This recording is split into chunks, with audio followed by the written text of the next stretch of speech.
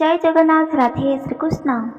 हनुमान चालीसा जेकोसी व्यक्ति जदि निज भवन में पाठ करती किंबा मंगलवार कि शनिवार हनुमान चालीसा को पढ़ती, हनुमान मंत्र महामंत्र हनुमान पंचमुखी मंत्र को जदि निज कर्णरे श्रवण करती किंबा शनिवार आउ मंगलवार पाठ करती पूजा करती, ताहले ସେହି ବ୍ୟକ୍ତି ମାନେ ପ୍ରକୃତ ସତ୍ୟତା ଜାଣିବା ନିହାତି ଭାବରେ ଜରୁରୀ ଅଟେ। ସାବଧାନ କରାଯାଇଛି ଯେକୌଣସି ବ୍ୟକ୍ତି ଯଦି ଏହି ହନୁମାନ ଚାଳିଶାକୁ ଶନିବାର ଆଉ ମଙ୍ଗଳବାର ଦିନ ପାଠ କରନ୍ତି, ପ୍ରକୃତ ସତ୍ୟତା ଆପଣମାନେ ଶାସ୍ତ୍ରରୁ ନିହାତି ଭାବରେ ଜାଣନ୍ତୁ। ନହେଲେ ଆପଣ ହନୁମାନ ଚାଳିଶାକୁ ପାଠ କରୁଛନ୍ତି ସତ, କିନ୍ତୁ ସେହି ହନୁମାନ ଚାଳିଶାର କୌଣସି ବି ପ୍ରଭାବ ଆପଣଙ୍କ ପାଖରେ ପ୍ରାପ୍ତ ହୋଇପାରିବ ନାହିଁ। କେତେ ବି ମଧ୍ୟ ପୂଜା ପାଠ କରିଥାଉ ନା କାହିଁକି, ପାଠ କଲାବେଳେ ଯଦି ଏପରି 5ଟି ଭୁଲ କରୁଥାନ୍ତି, ତାହେଲେ ହନୁମାନଙ୍କର ଶକ୍ତିଶାଳୀ ଏହି ମହାମନ୍ତ୍ର ଏହି ଚାଳିଶା ଦ୍ୱାରା ଆପଣଙ୍କୁ କୌଣସି ବି ଚମତ୍କାର ଘଟିବ ନାହିଁ। ବରଂ ଭଗବାନ ହନୁମାନ ଅତ୍ୟଧିକ କ୍ରୋଧିତ ହୋଇଯିବେ ଆଉ ଆପଣଙ୍କ ଉପରେ ଅଭିଶାପ ମଧ୍ୟ ପ୍ରଦାନ କରିବେ। ସେଥିପାଇଁ ଯେକୌଣସି ବ୍ୟକ୍ତି ଯଦି ମଙ୍ଗଳବାର ଆଉ ଶନିବାର ଦିନ ଯଦି ହନୁମାନ ଚାଳିଶାକୁ ପାଠ କରନ୍ତି କିମ୍ବା ମନ୍ତ୍ରକୁ ବୋଲନ୍ତି, ସେମାନେ ମନ ଧ୍ୟାନ ଦେଇ ଶୁଣିବା ନିହାତି ଭାବରେ ଜରୁରୀ ଅଟେ। ସାବଧାନ ହୋଇ ଶୁଣନ୍ତୁ ପ୍ରକୃତ ସତ୍ୟତା। ଚାଲନ୍ତୁ ଜାଣିବା ଏହା ପଛରେ କିଛି ଏମିତିକା ରହସ୍ୟ ଲୁଚି ରହିଛି। ଭଗବାନ ଶ୍ରୀ ହନୁମାନଙ୍କର ଚାଳିଶା ଅତ୍ୟଧିକ ପ୍ରିୟ ଅଟେ। ଯେକୌଣସି ବ୍ୟକ୍ତି ଯଦି କୌଣସି ସଙ୍କଟରେ ପଡ଼ନ୍ତି, ତାହେଲେ ଏହି ହନୁମାନ ଚାଳିଶାକୁ ପାଠ କରିବା ଦ୍ୱାରା ସବୁକିଛି ସଙ୍କଟ ଦୂରେଇ ଯାଇଥାଏ। ଏହା ସତ୍ୟ ଅଟେ। ଯଦି କୌଣସି ବ୍ୟକ୍ତି ପ୍ରତ୍ୟେକ ଶନିବାର ପ୍ରତ୍ୟେକ ମଙ୍ଗଳବାର ଦିନ ଏହି ହନୁମାନ ଚାଳିଶାକୁ ପାଠ କରନ୍ତି, ତାହେଲେ ତାଙ୍କର ଆସୁଥିବା ଭବିଷ୍ୟତରେ ଯେକୌଣସି ବି ଦୁର୍ଘଟଣା ଦୂରେଇ ଯାଇଥାଏ। ଏହି ହନୁମାନ ଚାଳିଶାରେ ଅତ୍ୟଧିକ ଶକ୍ତିଶାଳୀ ମନ୍ତ୍ର ମଧ୍ୟ ରହିଛି। ଆପଣମାନେ ମନେ ରଖନ୍ତୁ, ଏକଥା ଜାଣିଥିବେ ଭଗବାନ ଶ୍ରୀ ହନୁମାନଙ୍କର ଅତ୍ୟନ୍ତ ପ୍ରିୟ ମନ୍ତ୍ର ପଞ୍ଚମୁଖୀ ହନୁମାନ ମହାମନ୍ତ୍ର, 11ମୁଖୀ ହନୁମାନଙ୍କର ମହାମନ୍ତ୍ର। ଏହା ଶ୍ରବଣ କରିବା ଦ୍ୱାରା ସବୁକିଛି ବିପଦରୁ ମୁକ୍ତ ମିଳିଥାଏ। ଏହା ମଧ୍ୟ ଅତ୍ୟନ୍ତ ଶକ୍ତିଶାଳୀ ରହିଛି। ସେଥିପାଇଁ ପ୍ରତ୍ୟେକ ବ୍ୟକ୍ତି ଏହି ମନ୍ତ୍ରକୁ ତାଙ୍କ ନିଜ ଭୁବନରେ ଉଚ୍ଚାରଣ କରନ୍ତି, ପାଠ କରନ୍ତି ଆଉ ଜପତପ ମଧ୍ୟ କରନ୍ତି। ଏହାର ଶକ୍ତି ପ୍ରତ୍ୟେକ ବ୍ୟକ୍ତିଙ୍କୁ ନିଶ୍ଚିତ ଭାବରେ ପ୍ରାପ୍ତ ହୋଇଥାଏ। ଚାଲନ୍ତୁ ଜାଣିବା ପ୍ରକୃତ ସତ୍ୟତା।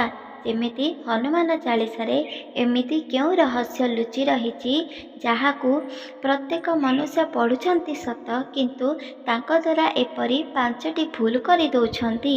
ତାଦ୍ୱାରା ଚମତ୍କାର ତାଙ୍କ ଭାଗ୍ୟରେ ଘଟିବା ପୂର୍ବରୁ ଅଭିଶାପ ସର୍ବପ୍ରଥମେ ପ୍ରଦାନ ହୋଇଯାଉଛି। ନାରଦ ପୁରାଣରେ ଉଲ୍ଲେଖ ଅଛି, ଭଗବାନ ଶ୍ରୀରାମଙ୍କର ହନୁମାନ ଅତ୍ୟନ୍ତ ପ୍ରିୟ ଭକ୍ତ, ପ୍ରିୟ ସର୍ବପୁତ୍ର ବୋଲି ମାନ୍ୟତା ରହିଛି। ଯେକୌଣସି ବି ସ୍ଥାନକୁ ଗମନ କରିବା ପୂର୍ବରୁ ସର୍ବପ୍ରଥମେ ପ୍ରଭୁ ହନୁମାନଙ୍କୁ ଡକାଇଥାନ୍ତି। ସେହି କାରଣରୁ କୁହାଯାଉଛି, ଯେଉଁ ସ୍ଥାନରେ ଭଗବାନ ଶ୍ରୀରାମ ରୁହନ୍ତି ସେହି ସ୍ଥାନରେ ହନୁମାନ ମଧ୍ୟ ଅବସ୍ଥିତ ରୁହନ୍ତି। ଯେଉଁ ସ୍ଥାନରେ ହନୁମାନ ରୁହନ୍ତି ଠିକ୍ ସେ ସ୍ଥାନରେ ପ୍ରଭୁ ରାମ ମଧ୍ୟ ରହିଥାନ୍ତି।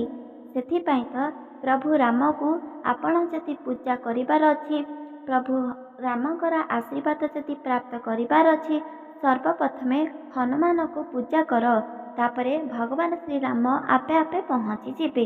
ଏହା ସତ୍ୟ ଅଟେ। ସେଥିପାଇଁ ଆପଣମାନେ ମଧ୍ୟ ଏକଥାକୁ ମନେ ରଖନ୍ତୁ। ହନୁମାନ ଚାଳିଶାରୁ ଅତ୍ୟଧିକ ଶକ୍ତି ଉଚ୍ଚାରିତ ହେଉଛି। ଠିକ୍ ଯେପରିକା ନାରଦ ପୁରାଣରେ ଉଲ୍ଲେଖ ଅଛି, ଯେକୌଣସି ବ୍ୟକ୍ତି ଯଦି ଏହି ହନୁମାନ ଚାଳିଶା ପାଠ କରନ୍ତି, ତାଙ୍କ ଜୀବନରେ ଆସୁଥିବା ଯେକୌଣସି ବିପଦ ଦୂରେଇ ଯାଇଥାଏ। ଭଗବାନ ଶ୍ରୀ ହନୁମାନଙ୍କର ଆଶୀର୍ବାଦ ଅପରାପ୍ରାପ୍ତ ହୋଇଥାଏ। ସେଥିପାଇଁ ପ୍ରତ୍ୟେକ ବ୍ୟକ୍ତି ଏହି ହନୁମାନ ଚାଳିଶାକୁ ପାଠ କରିବା ନିହାତି ଭାବରେ ଜରୁରୀ ଅଟେ। ଭଗବାନ ଶ୍ରୀ ହନୁମାନଙ୍କର ମହାମନ୍ତ୍ରକୁ ମଧ୍ୟ ଜପ କରନ୍ତୁ। କାହିଁକି ନା 4 ଯୁଗରେ ଅମର ସେହି ଭଗବାନ ଯେଉଁ ଭଗବାନଙ୍କର ଚାଳିଶାକୁ ଆପଣ ନିଷ୍ଠାର ସହିତ ପାଠ କରନ୍ତି। କୁହାଯାଉଛି ହନୁମାନଙ୍କର ଅତ୍ୟନ୍ତ ପ୍ରିୟ ବାର ହେଉଛି ମଙ୍ଗଳବାର ଆଉ ଶନିବାର। ଏ ଦୁଇଟି ବାରରେ ଯେକୌଣସି ବ୍ୟକ୍ତି ଯଦି ଏହି ହନୁମାନ ଚାଳିଶାକୁ ପାଠ କରିବ ତାହାର ନିହାତି ଭାବରେ ସବୁ ମନସ୍କାମନା ପୂରଣ ହୋଇଯିବ। ଯଦି ଆପଣଙ୍କ ଜୀବନରେ ଶତ୍ରୁର ଭୟ ଲାଗି ରହୁଛି, ଧନ ଆପଣଙ୍କର ଅଯଥାରେ ଖର୍ଚ୍ଚରେ ଚାଲିଯାଉଛି, କେତେ ମଧ୍ୟ ଚେଷ୍ଟା କରିଲେ ଯେକୌଣସି କାର୍ଯ୍ୟ ମଧ୍ୟ ଅଧାରେ ଅଟକି ଯାଉଛି, ତାହେଲେ ମନେ ରଖନ୍ତୁ ଶତ୍ରୁକୁ ବିନାଶ କରିବାର ମହାମନ୍ତ୍ର ଭଗବାନ ଶ୍ରୀ ହନୁମାନଙ୍କର ଅତ୍ୟଧିକ ପ୍ରିୟ ରହିଛି।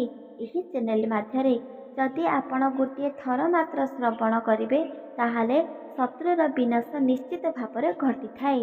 କାହିଁକି ନା ଯେତେବେଳେ ହନୁମାନ ଜନ୍ମିତ ହେଲେ ସେହି ସମୟରେ କେବଳ ରାକ୍ଷସମାନଙ୍କୁ ହିଁ ବଧ କରିଥିଲେ।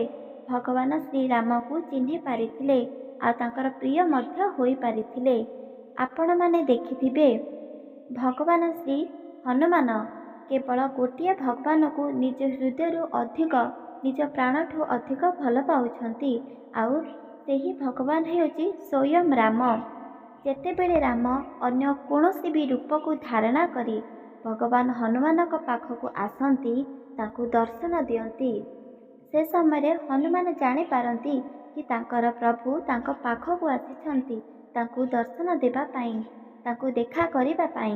କିନ୍ତୁ ହନୁମାନ କେବଳ ଗୋଟିଏ କଥା ବାରମ୍ବାର କହିଥାନ୍ତି, ହେ ପ୍ରଭୁ, ଆପଣ ସେହି ରୂପ ମୋତେ ଦର୍ଶନ ଦିଅନ୍ତୁ ଯେଉଁ ରୂପକୁ ମୋ ହୃଦୟରେ ମୁଁ ସ୍ଥାପନ କରି ରଖିଛି, ଯେଉଁ ରୂପକୁ ସଦାସର୍ବଦା ନିଜ ଦୁଇ ନୟନକୁ ବନ୍ଦ କରି ଦେଖୁଛି, ସେହି ରୂପରେ ମୋତେ ଦର୍ଶନ ଦିଅନ୍ତୁ ପ୍ରଭୁ। ହନୁମାନ ଯେହେତୁ ପ୍ରଭୁ ରାମଙ୍କର ପ୍ରିୟ ଭକ୍ତ, ସେଥିପାଇଁ ତାଙ୍କର ସେହି ଅତ୍ୟଧିକ ପ୍ରିୟର ରୂପକୁ ଭଗବାନ ଶ୍ରୀରାମ ହୋଇ ଅବତାର ନେଇ ତାଙ୍କୁ ପୁଣି ଥରେ ଦର୍ଶନ ଦେଇଥାନ୍ତି ଆଉ ବହୁତ ଖୁସି ହୋଇଥାନ୍ତି ପ୍ରଭୁ ହନୁମାନ। କାହିଁକି ନା ପ୍ରଭୁ ହନୁମାନ ଅତ୍ୟଧିକ ପ୍ରିୟ ହୋଇଥାନ୍ତି ପ୍ରଭୁ ରାମ ଆଉ ମାତା ସୀତାଙ୍କର, ଲକ୍ଷ୍ମଣଙ୍କର ମଧ୍ୟ। ଠିକ୍ ସେପରିକା ଆପଣ ମନେ ରଖନ୍ତୁ ହନୁମାନ ଚାଳିଶାରେ ପ୍ରଭୁ ରାମଙ୍କର ବିଷୟରେ ମଧ୍ୟ ଉଲ୍ଲେଖ ରହିଛି। ଯେମିତିକା ଆପଣ ଯଦି ପ୍ରଭୁ ହନୁମାନଙ୍କର ଆଉ ପ୍ରଭୁ ରାମଙ୍କୁ ଏକତ୍ର ହୋଇ ଦର୍ଶନ କରିବାର ଅଛି, ତାହେଲେ ଏହି ଶନିବାର ଦିନ ବା ଯେକୌଣସି ମଙ୍ଗଳବାର ଦିନ ମଧ୍ୟ ପ୍ରାତଃ ସମୟରୁ ଶଯ୍ୟାକୁ ତ୍ୟାଗ କରି ନିଷ୍ଠା ସହିତ ଭକ୍ତିର ସହିତ ଯଦି ଆରାଧନା କରିବେ, ଭଗବାନଙ୍କୁ ଦର୍ଶନ କରିବା ପାଇଁ ପାଠ କରିବେ, ତାହେଲେ ନିହାତି ଭାବରେ ପ୍ରତ୍ୟେକ ଦେବୀ ଦେବତାଙ୍କୁ ନିଜ ନୟନରେ ଦେଖିପାରିବେ। ଭଗବାନ ଶ୍ରୀ ହନୁମାନ ଆଉ ରାମ ମଧ୍ୟ ଆସି ଆପଣଙ୍କୁ ଦର୍ଶନ ଦେଇପାରିବେ। ସେଥିପାଇଁ ଆପଣ ନିହାତି ଭାବରେ ଗୋଟିଏ ଥର କରନ୍ତୁ। ଏବେ ଚାଲନ୍ତୁ ଜାଣିବା ଯେକୌଣସି ବ୍ୟକ୍ତି ଶନିବାର ଆଉ ମଙ୍ଗଳବାର ଯଦି ଏହି ହନୁମାନ ଚାଳିଶାକୁ ପାଠ କରନ୍ତି ତାହେଲେ ସେମାନଙ୍କୁ ସାବଧାନ ହୋଇ ରହିବାକୁ ପଡ଼ିବ। ଯେମିତିକା କୁହାଯାଉଛି ହନୁମାନଙ୍କର ପରମ ଭକ୍ତ ବହୁତ ବ୍ୟକ୍ତି ଅଛନ୍ତି, ତାଙ୍କେ ଜାଣିଛନ୍ତି ହନୁମାନଙ୍କର ଶକ୍ତି ଅପାର ମିଳିଥାଏ। ଅତ୍ୟଧିକ ଶୀଘ୍ର ଶାନ୍ତି ହୋଇଥାନ୍ତି ପ୍ରଭୁ ହନୁମାନ। ହନୁମାନଙ୍କୁ ଯଦି ଆପଣ ଗୋଟିଏ ଅଶ୍ୱତ୍ଥ ପତ୍ରଟିଏ ଭଗବାନ ଶ୍ରୀରାମଙ୍କର ନାମକୁ ନେଖି ଯଦି ପ୍ରଦାନ କରନ୍ତି, ତାହେଲେ ରାତ୍ରରେ ନିଶ୍ଚିତ ଭାବରେ ଆସି ଭଗବାନ ଶ୍ରୀ ହନୁମାନ ଆପଣଙ୍କର ସବୁକିଛି ମନସ୍କାମନାକୁ ପୂରଣ କରିଥାନ୍ତି। ଏହା ସତ୍ୟ ଅଟେ, କେବେ ବି ମିଥ୍ୟା ନୁହଁ। ଶାସ୍ତ୍ରରେ ଉଲ୍ଲେଖ ରହିଛି ଯାହା ବି କିଛି ତଥ୍ୟ ସବୁକିଛି ସତ୍ୟ ହୋଇଥାଏ।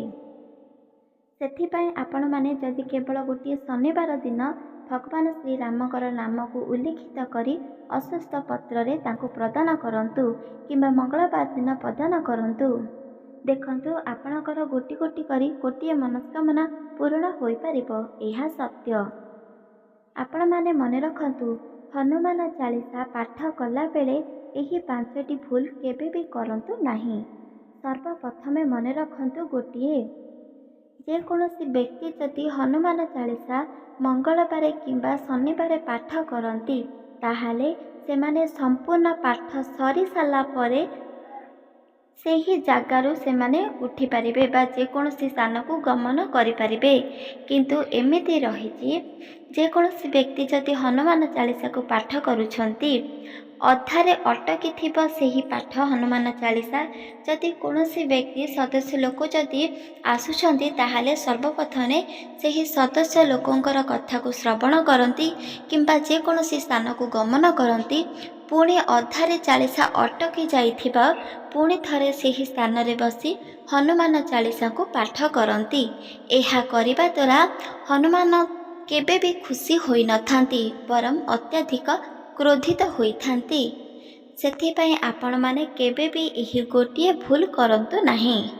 ସମ୍ପୂର୍ଣ୍ଣ ଭାବରେ ଆପଣ ହନୁମାନ ଚାଳିଶାଙ୍କୁ ପାଠ କରନ୍ତୁ, ତାପରେ ଆପଣ ଯେକୌଣସି ବି କାର୍ଯ୍ୟ କରିବା ପାଇଁ ଯାଆନ୍ତୁ ବା ଆପଣମାନେ ଯେକୌଣସି ଜାଗାକୁ ମଧ୍ୟ ଗମନ କରନ୍ତୁ। କିନ୍ତୁ ଅଧାରୁ ବିଲକୁଲ ବି ଆପଣ ହନୁମାନ ଚାଳିଶା ପାଠ କରି ଉଠନ୍ତୁ ନାହିଁ। ଗୋଟିଏ କଥା ନିହାତି ଭାବରେ ମନେ ରଖନ୍ତୁ। ଏବେ ଚାଲନ୍ତୁ ଜାଣିବା ଦ୍ୱିତୀୟ। ପ୍ରତ୍ୟେକ ବ୍ୟକ୍ତି ହନୁମାନ ଚାଳିଶାକୁ ପାଠ କରନ୍ତି କାହିଁକି ନା ହନୁମାନ ଚାଳିଶା ପାଠ ଯେତେବେଳେ ହନୁମାନ ଚାଳିଶା କୌଣସି ବ୍ୟକ୍ତି ପାଠ କରୁଛନ୍ତି ପ୍ରଥମରୁ ଶେଷ ପର୍ଯ୍ୟନ୍ତ, ତାହେଲେ ତାଙ୍କୁ ଏମିତି ଲାଗୁଛି ଯେମିତି ଭଗବାନ ଶ୍ରୀ ହନୁମାନ ତାଙ୍କ ପାଖରେ ରୁହନ୍ତି। ଏହା ସତ୍ୟ ଅଟେ। କାହିଁକି ନା ରାମାୟଣରେ ମଧ୍ୟ ଉଲ୍ଲେଖ ରହିଛି, ଯେମିତି ଯେକୌଣସି ବ୍ୟକ୍ତି ଯଦି ଭଗବାନ ଶ୍ରୀ ହନୁମାନ ଚାଳିଶାକୁ ପାଠ କରନ୍ତି, ତାହେଲେ ସମ୍ପୂର୍ଣ୍ଣ ଭାବରେ ଧ୍ୟାନରେ ସହିତ ଭକ୍ତିରେ ସହିତ, ତାହେଲେ ସ୍ୱୟଂ ହନୁମାନ ମଧ୍ୟ ତାଙ୍କ ପାଖରେ ରହିଥାନ୍ତି ଆଉ ତାଙ୍କର ପ୍ରତ୍ୟେକ ପୁରାଣୀୟ କଥାକୁ ମଧ୍ୟ ଶ୍ରବଣ କରିଥାନ୍ତି। ସେଥିପାଇଁ ଏହାକୁ ମଧ୍ୟ ଆପଣ ମନେ ରଖନ୍ତୁ। ତୃତୀୟ ଭୁଲ କରନ୍ତୁ ନାହିଁ। ଯେତେବେଳେ ଆପଣ ହନୁମାନ ଚାଳିଶା ପଢ଼ୁଛନ୍ତି, ସେତେବେଳେ ବହିକୁ କେବେ ବି ଖୋଲା ରଖି କୌଣସି ସ୍ଥାନକୁ ଗମନ କରନ୍ତୁ ନାହିଁ। ଏହାକୁ ମନେ ରଖନ୍ତୁ। କିଛି ବ୍ୟକ୍ତି ଅଛନ୍ତି ବହିକୁ ଖୋଲା ରଖି ଯେକୌଣସି ଜାଗାକୁ ଗମନ କରନ୍ତି, ଆଉ କିଛି ବ୍ୟକ୍ତି ଅଛନ୍ତି ହନୁମାନ ଚାଳିଶାକୁ ଭୂମି ଉପରେ ରଖି ଯେକୌଣସି ସ୍ଥାନକୁ ଗମନ କରନ୍ତି। ବ୍ରହ୍ମା ପୁରାଣରେ ଉଲ୍ଲେଖ ଅଛି, ମା ଭୂମି ମାତା କେବେ ବି ହନୁମାନ ଚାଳିଶାଙ୍କର ଓଜନକୁ ସହ୍ୟ କରିପାରନ୍ତି ନାହିଁ। ସେଥିପାଇଁ ଏହି ଚାଳିଶାକୁ ଆପଣ ଭୂମି ଉପରେ ବିଲକୁଲ ବି ରଖନ୍ତୁ ନାହିଁ। ଆପଣ ଯଦି ପାରିବେ ଯେକୌଣସି ବସ୍ତ ଉପରେ ରଖିପାରିବେ, କିନ୍ତୁ କେବେ ବି ଭୂମି ଉପରେ ରଖନ୍ତୁ ନାହିଁ। କପଡ଼ା ଉପରେ ରଖିପାରିବେ, ଯେକୌଣସି ବି ଜାଗାରେ ରଖିପାରିବେ, କିନ୍ତୁ ଭୂମି ଉପରେ ନୁହଁ। କି ବହିକୁ ଖୋଲା ଛାଡ଼ି କୌଣସି ସ୍ଥାନକୁ ଗମନ କରନ୍ତୁ ନାହିଁ। ଏହାର ଆପଣ ମଙ୍ଗଳ ହେବ ନାହିଁ, ବରଂ ଅମଙ୍ଗଳ ଘଟିଥାଏ ଆପଣଙ୍କ ଜୀବନରେ। ଏବେ ଚାଲନ୍ତୁ ଜାଣିବା ତୃତୀୟ। ହନୁମାନ ଚାଳିଶା ପଢ଼ିଲା ବେଳେ ତୃତୀୟ ଭୁଲ କେବେ ବି କରନ୍ତୁ ନାହିଁ। ତୃତୀୟ ଭୁଲ ହେଉଛି, ଯେକୌଣସି ବ୍ୟକ୍ତି ଯଦି ହନୁମାନ ଚାଳିଶାକୁ ପାଠ କରୁଛନ୍ତି, ସେହି ସମୟରେ ମନ କେବେ ବି ସ୍ଥିର ହୋଇନଥାଏ ପ୍ରତ୍ୟେକ ମନୁଷ୍ୟଙ୍କ ଜୀବନରେ। କାହିଁକି ନା ଏହା ହେଉଛି କଳିଯୁଗ। ସତ୍ୟଯୁଗ, ଦ୍ୱାପର ଯୁଗ ଆଉ ତ୍ରେତୟା ଯୁଗରେ ମନ ସଦାସର୍ବଦା ସ୍ଥିର ରହିଥାଏ, ଭଗବାନ ପାଖରେ ମନ ଲଗାଯାଏ। କିନ୍ତୁ ଏହି କଳିଯୁଗରେ କୌଣସି ବ୍ୟକ୍ତିର ମଧ୍ୟ ମନ ସ୍ଥିର ରହିନଥାଏ। କାହିଁକି ନା ଆମେ ସମସ୍ତେ କଳିଯୁଗରେ ଜନ୍ମିତ। ସେଥିପାଇଁ କୁହାଯାଉଛି, ମନ ତ ସ୍ଥିର ନୁହଁ, କିନ୍ତୁ ସଦାସର୍ବଦା ଧ୍ୟାନକୁ ସ୍ଥିର ରଖିବା ଜରୁରୀ ଅଟେ। ମନଠାରୁ ଧ୍ୟାନ ମଧ୍ୟ ଅତ୍ୟଧିକ ଜରୁରୀ। ଯେମିତି ତମେ ଯଦି ଚାହିଁବ ସେହି ମନକୁ ନିୟନ୍ତ୍ରଣରେ ରଖିପାରିବ। ସେଥିପାଇଁ ଯେତେବେଳେ ହନୁମାନ ଚାଳିଶା ଆପଣମାନେ ପଢ଼ୁଛନ୍ତି, ଆପଣଙ୍କ ମନ ନିହାତି ଭାବରେ ଯେକୌଣସି ସ୍ଥାନକୁ ଗମନ କରୁଥିବ। ଯେମିତି କେହି ଯଦି ଆପଣଙ୍କ ପାଖକୁ ଆସୁଛନ୍ତି, ସାଙ୍ଗେ ସାଙ୍ଗେ ଆପଣ ତାକୁ ଦେଖିଦେବେ, କିମ୍ବା ଆପଣଙ୍କର ମନରେ ଅନ୍ୟ କାହା ପ୍ରତି ହିଂସା, ଗର୍ବ, ମୋହ, କିମ୍ବା ଆପଣଙ୍କ ପାଖରେ ଯଦି କିଛି ବସ୍ତୁ କିମ୍ବା ସେମିତି ଧନରତ୍ନ ରହିଛି, ତାହେଲେ ହିଂସା, ଗର୍ବ ନିହାତି ଭାବରେ ପଳେଇ ଆସିବ। ସେଥିପାଇଁ କୁହାଯାଉଛି, ମନକୁ ସଦାସର୍ବଦା ସ୍ଥିର ରଖିବାକୁ ଚେଷ୍ଟା କରନ୍ତୁ। ଧ୍ୟାନ ସଦାସର୍ବଦା ସ୍ଥିର ଥାଏ, କିନ୍ତୁ ମନ ଅସ୍ଥିର ଥାଏ। ଯେତେବେଳେ ହନୁମାନ ଚାଳିଶାକୁ ପାଠ କରୁଛନ୍ତି, ଏହି ତୃତୀୟ ଭୁଲ କରନ୍ତୁ ନାହିଁ। ହିଂସା, ଗର୍ବ, ମୋହ, ଅହଙ୍କାରକୁ ନେଇ ହନୁମାନ ଚାଳିଶା ପାଠ କରିବା ଦ୍ୱାରା ସବୁକିଛି ପରିବର୍ତ୍ତ ହୋଇଥାଏ, ଯାହା ଆପଣଙ୍କୁ ହିଁ ଭୋଗିବାକୁ ପଡ଼ିଥାଏ। ଆପଣ ଯାହାକୁ ହିଂସା, ଗର୍ବ କରିବେ, ଅହଙ୍କାର ସବୁକିଛି କରିବେ, ତାହେଲେ ସେହି ଗର୍ବ ଅହଙ୍କାର କେବଳ ଆପଣଙ୍କ ପାଖକୁ ଆସିପାରିବ ଆଉ ଆପଣଙ୍କର ଯାହା ବି କିଛି ଅଛି କ୍ଷଣକରେ ନଷ୍ଟ ହୋଇଯିବ। ସେଥିପାଇଁ ଏହି ତୃତୀୟ ଭୁଲ କରନ୍ତୁ ନାହିଁ। ଏବେ ଚାଲନ୍ତୁ ଜାଣିବା ହନୁମାନ ଚାଳିଶା ପାଠ କଲାବେଳେ କିମ୍ବା ହନୁମାନ ମନ୍ତ୍ରକୁ ପାଠ କଲାବେଳେ ଏହି 4ଟି ଭୁଲ କେବେ ବି କରିବା ଉଚିତ ନୁହଁ। ସେହି 4ଟି ଭୁଲ ହେଉଛି, ଯେକୌଣସି ବ୍ୟକ୍ତି ଯଦି ହନୁମାନ ଚାଳିଶାକୁ ପାଠ କରୁଛନ୍ତି ତାହେଲେ ସମ୍ପୂର୍ଣ୍ଣ ଭାବରେ ହନୁମାନ ଚାଳିଶା କହିବାର ଅଛି। ଏମିତି ରହିଛି କି ଯେକୌଣସି ବ୍ୟକ୍ତି ଯଦି ହନୁମାନ ଚାଳିଶାକୁ ପାଠ କରୁଛନ୍ତି କିନ୍ତୁ ତାଙ୍କର କୌଣସି କାର୍ଯ୍ୟ ରହିଛି ଯାହାକି ସମ୍ପୂର୍ଣ୍ଣ ଭାବରେ କରିବାର ଅଛି, ତାହେଲେ ସେମାନେ ହନୁମାନ ଚାଳିଶାକୁ ଅଧାରେ ରଖି ଚାଲି ଯାଉଛନ୍ତି ଆଉ ପୁଣି କାଲି ସେହି ଅଧାକୁ ଶ୍ରବଣ କରନ୍ତି କିମ୍ବା ପଢ଼ନ୍ତି ବା ପାଠ କରନ୍ତି। ଏମିତି କରିବା ବିଲକୁଲ ବି ନକାରାତ୍ମକ ଶକ୍ତି ଆଣିଥାଏ ଆଉ ସବୁକିଛି ଦୁଃଖ କଷ୍ଟ ଭୋଗିବାକୁ ମଧ୍ୟ ପଡ଼ିଥାଏ। ଆପଣ ଦେଖିଥିବେ ଯେତେବେଳେ କୌଣସି ବାଳକ କୌଣସି ଛୋଟ ସନ୍ତାନକୁ ହନୁମାନ ଚାଳିଶା ଶିଖାଯାଉଛି, ସେ ସମ୍ପୂର୍ଣ୍ଣ ଭାବରେ ପାଠ କରିପାରୁନାହାନ୍ତି। ଅଧା କିମ୍ବା ଅଧୁରା ସିଏ ଭଗବାନ ଶ୍ରୀ ହନୁମାନ ପାଖରେ ହନୁମାନ ଚାଳିଶାକୁ ପାଠ କରନ୍ତି। ଯେକୌଣସି ବି ଛୋଟ ବାଳକ ଯଦି ଅଧୁରା ହନୁମାନ ଚାଳିଶା ପାଠ କରନ୍ତି ତାହେଲେ ତାଙ୍କୁ କୌଣସି ବି ଦୋଷ ଲାଗିନଥାଏ। କିନ୍ତୁ ପ୍ରତ୍ୟେକ ବ୍ୟକ୍ତି ଯଦି ଅଧୁରା ହନୁମାନ ଚାଳିଶାକୁ ପାଠ କରନ୍ତି ତାହେଲେ ତାଙ୍କୁ ଦୋଷ ଲାଗିଥାଏ।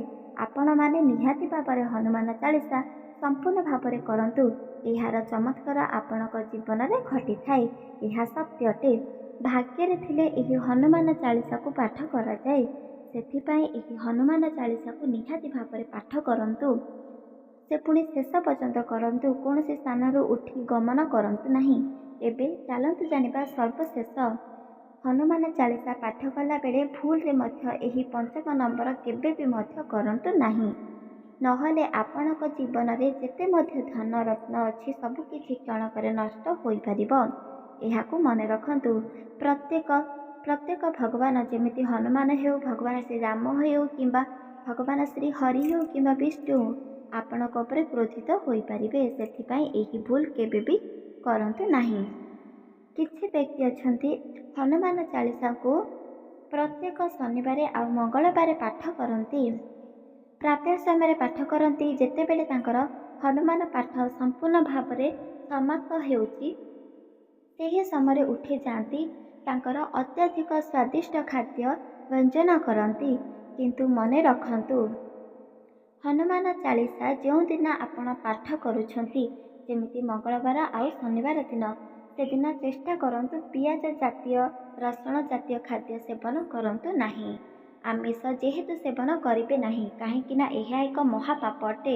ଅନ୍ୟ କୌଣସି ଜୀବକୁ ମାରି ସେବନ କରିବା ଦ୍ୱାରା ତାଠାରୁ ଦଣ୍ଡ ଆଉ କୌଣସି ବି ବଡ଼ ହୋଇନଥାଏ।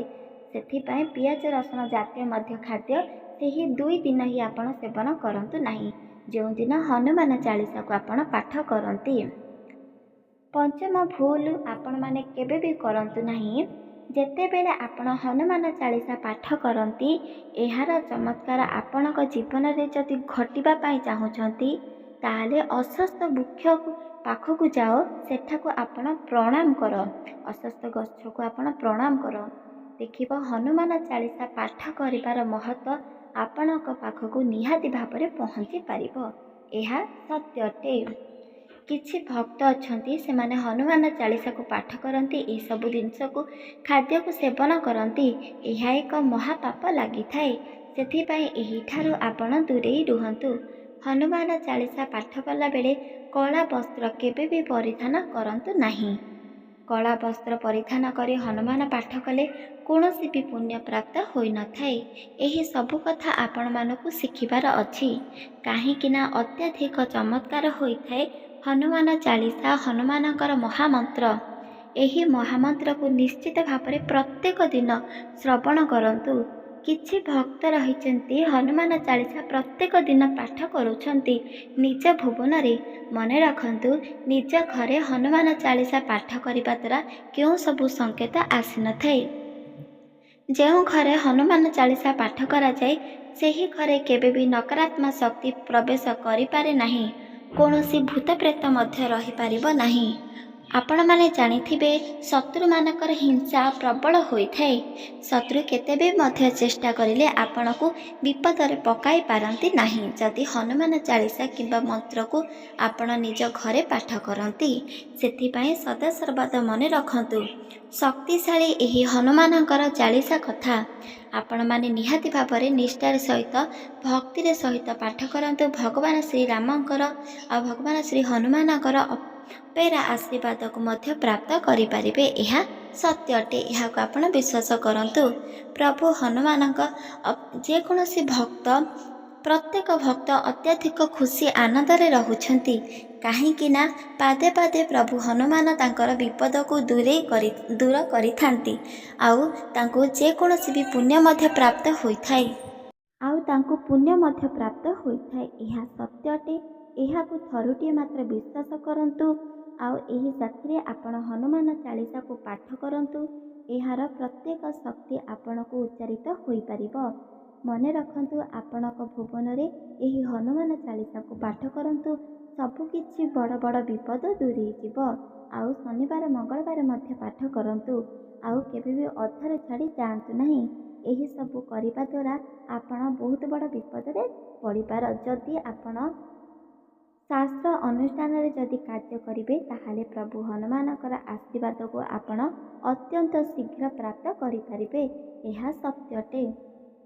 ଆପଣମାନଙ୍କୁ ଏହି ପ୍ରଭୁ ହନୁମାନଙ୍କର କାହାଣୀ ହନୁମାନଙ୍କର କଥା କିପରି ଲାଗିଲା ନିହାତି ଭାବରେ କମେଣ୍ଟରେ ଜଣାଇ ପାରିବେ। କାହିଁକି ନା ଯେକୌଣସି ବି କଥା ଯେକୌଣସି ବି ବଚନ କେବଳ ଶାସ୍ତ୍ର ଅନୁଯାୟୀ, ଯେହେତୁ ଆମେ ଏ ଜନ୍ମରେ ଗୋଟିଏ ମନୁଷ୍ୟ ଜୀବନ ଧାରଣ କରିଛନ୍ତି, ଏହି ମନୁଷ୍ୟ ଜୀବନ ହେତୁ ପ୍ରତ୍ୟେକ ଶାସ୍ତ୍ରକୁ ଜାଣିବା ନିହାତି ଭାବରେ ଜରୁରୀ ଅଟେ। ସେଥିପାଇଁ ଆପଣମାନେ ହାତ ଛଡ଼ା କରନ୍ତୁ ନାହିଁ। ଆପଣମାନେ ପ୍ରତ୍ୟେକ ଦିନ ହନୁମାନ ଚାଳିଶାକୁ ପାଠ କରନ୍ତି। ଏହିସବୁ ଆପଣମାନେ ଧ୍ୟାନ ରଖନ୍ତୁ ଆଉ ହନୁମାନଙ୍କର ପାଠ କରନ୍ତୁ। ଦେଖନ୍ତୁ ଏହାର ଶକ୍ତି ଆପଣଙ୍କ ପାଖରେ ନିଶ୍ଚିତ ଭାବରେ ପ୍ରାପ୍ତ ହୋଇପାରିବ। ଏହା ବିଲକୁଲ ବି ମିଥ୍ୟା ନୁହଁ, ସତ୍ୟ ବଚନ ଅଟେ। ଶାସ୍ତ୍ର ଦ୍ୱାରା ଆମେ ପ୍ରତ୍ୟେକ ଦେବୀ ଦେବତାଙ୍କୁ ପ୍ରାପ୍ତ କରିପାରିବା। ପାଦେ ପାଦେ ସବୁକିଛି ବିପଦ ହଟି ଯାଇଥାଏ। ଯେକୌଣସି ବ୍ୟକ୍ତି ଯଦି ହନୁମାନଙ୍କୁ ପୂଜା ପାଠ କରନ୍ତି, ଚାଳିଶାକୁ ପାଠ କରନ୍ତି ଆଉ ମନ୍ତ୍ରକୁ ମଧ୍ୟ ଶ୍ରବଣ କରି ଜପ କରନ୍ତି କିମ୍ବା ଶ୍ରବଣ କରନ୍ତି। ଆପଣମାନଙ୍କୁ ଏହି ଭିଡ଼ିଓ କିପରି ଲାଗିଲା କମେଣ୍ଟ ମାଧ୍ୟମରେ ନିଶ୍ଚିତ ଭାବରେ ଜଣାଇବେ ଆଉ କମେଣ୍ଟରେ ଜୟ ଶ୍ରୀରାମ ଲେଖିଦେବେ, ଜୟ ଶ୍ରୀ ହନୁମାନ ମଧ୍ୟ ଲେଖିଦେବେ। ରହୁଛି। ଜୟ ଜଗନ୍ନାଥ, ଜୟ ମା ଲକ୍ଷ୍ମୀ, ଜୟ ଶ୍ରୀକୃଷ୍ଣ। ରାଧେ ରାଧେ ରାଧେ ଶ୍ରୀକୃଷ୍ଣ।